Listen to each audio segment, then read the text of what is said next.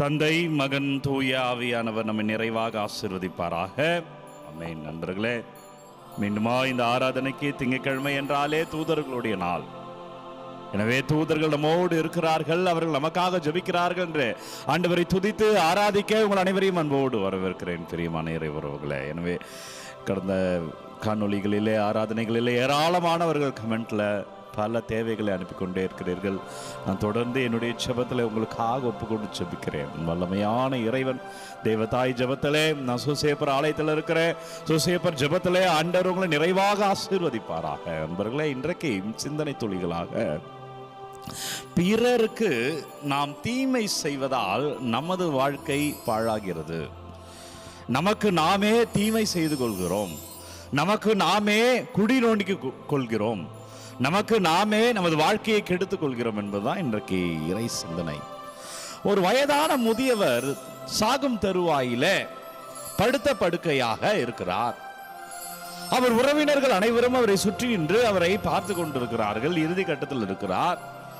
ஆனால் எதையோ ஒன்றை யோசித்துக் கொண்டே இருப்பது போல அங்கு உள்ள அனைவருக்குமே தெரிகிறது. அவர் ஏதோ சொல்ல விரும்புகிறார் என்று அவர்கள் நினைக்கிறார்கள். அப்போ அவர்கிட்ட கேட்கிறாங்க, தாத்தா, என்ன எதை சொல்ல விரும்புறீங்களா? எதையோ யோசிச்சு கொண்டே இருக்கிறீர்களே, அது என்ன என்று கேட்கிற பொழுது அந்த முதியவர் சொல்லுகிறா, இல்ல, நான் சிறிய வயதுல இருக்கிற பொழுது ஒரு ஆள்காட்டி மரம் இருந்தது. அதிலே இந்த ஊருக்கு செல்வதற்கான ஆள்காட்டியானது அங்கு எழுதப்பட்டு இருந்தது. அதை பார்த்து அந்த பகுதிக்கு செல்வார்கள். நான் விளையாட்டுத்தனமாக ஒரு முறை என்ன செய்துட்டேன்னா, அந்த மரத்தை நான் மாற்றி வைத்து விட்டேன். நிறைய பேர் அதை பார்த்து வேறு பாதைக்கு, தவறான பாதைக்கு சென்று இருப்பார்கள். சுற்றி வருவதற்கு, அவர்கள் எளிதாய் போகக்கூடிய பாதையை சுற்றி வருவதற்கு நான் காரணமாக இருந்துட்டேன். இப்போ நான் நினைக்கிறேன், மனம் வருந்துகிறேன் என்று சொன்னார்களாம். பிரியமான இறையுறவுகளே, நம்ம வாழ்க்கையில் அடுத்தவருக்கு செய்கிற தீங்கு, நமக்கான தீங்குக்கான பாதையை நாம் அமைத்துக் கொள்வது. எனவே நம்ம வாழ்க்கையில நாம் ஆண்டவரிடம் ஆசீர்வாதத்தை தேடுகிற வேலையில, அப்பா என்ன தொடுங்க, என்ன ஆசீர்வதிங்க என்ற வேலையில நான் அடுத்தவருக்கு என்னவாக இருக்கிறேன் என்பதை, என் வாழ்க்கைக்காக தீர்வு என்பதை மறந்து விடாதே என்று சிந்தனை ஆண்டவர் தருகிறார். அதுதான் நீங்க செய்தியில பாருங்க, லூக்கா செய்தி 17வது அதிகாரம் 1-7 வரை உள்ள இறை வார்த்தையில பாவ சோதனை வருவதை தவிர்க்க முடியாது. ஆண்டவர் சொல்றாரு, பாவ சோதனை வரும், அது தவிர்க்க முடியாது. அடுத்த வார்த்தையை பாருங்கள், ஆனால் ஐயோ அதற்கு காரணமாய் இருப்பவருக்கு கேடு. நீ அடுத்தவருக்கு பாவத்திற்கு காரணமாய் இருந்தால், அடுத்த வார்த்தையில் அப்படி தொடர்ந்து வாசிக்கும்போது ஆண்டவர் சொல்கிறார், இச்சிறியோருள் எவரையாவது பாவத்தில் விழ செய்வதை விட அவ்வாறு செய்வது கழுத்தில் ஒரு எந்திர கல்லை கட்டி அவரை கடலில் தள்ளி விடுவது நல்லது என்கிறார் ஆண்டவர். நீ அடுத்தவர் பாவம் செய்வதற்கு காரணமாய் இருந்தா உன்னை கழுத்தில் எந்திர கல்லை கட்டி கடலில் தள்ளுவது நல்லது. அப்போ அடுத்தவருக்கு நீ பாவத்துக்கு காரணமா இருக்கிற பொழுது, அடுத்தவனுக்கு தீங்கு இருக்கிற பொழுது, அடுத்தவனுக்கு நம்ம தடையா இருக்கிற பொழுது, அடுத்தவர் நிம்மதியை கெடுக்கிற பொழுது, அடுத்தவருக்கு எல்லா வகையிலும் துன்பத்துக்கு காரணமாய் நீ இருக்கிற பொழுது, அது உனக்கு கேடுன்னு சொல்றார் ஆண்டவர். மாற்றிக்கோ.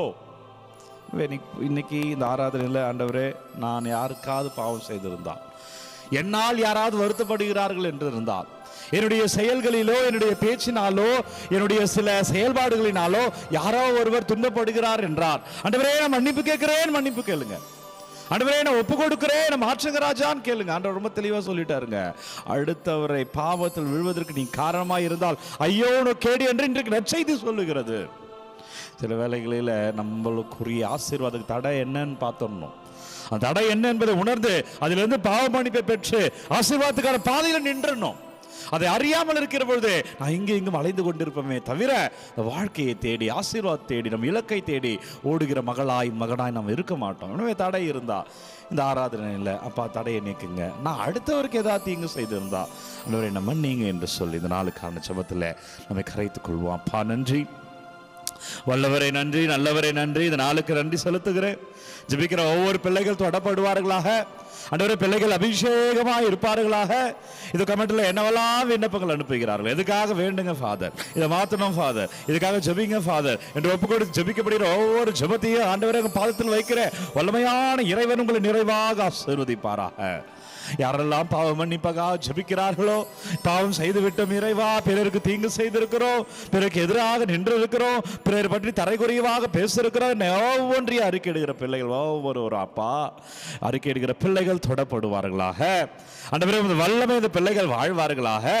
ஆண்டவர் கிருபையிலே அபிஷேகமாய் வாழ்வீர்களாக. இந்த திங்கட்கிழமை வல்லமையான இறைவனுடைய ஆசீர்வாதத்தை பெற தலை வணங்கி இறைவனுடைய கிருபையை நாம் பெற்றுக்கொள்வோம். எல்லாம் வல்ல இறைவன் நம்மை தந்தை, மகன், தூய ஆவியானவர் நம்மை நிறைவாக ஆசீர்வதிப்பாராக. இந்த நாளும் இனிய நாளே.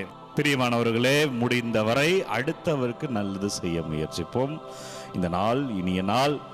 விடியற்காலை 3 மணிக்கு இந்த ஆராதனை வழங்கி கொண்டிருக்கிறோம். யாருக்கு தேவை நினைக்கிறீங்களோ அவர்களோட பகிர்ந்து கொள்ளுங்க. விண்ணப்பங்களை நீங்க கமெண்ட்ல அனுப்புங்க.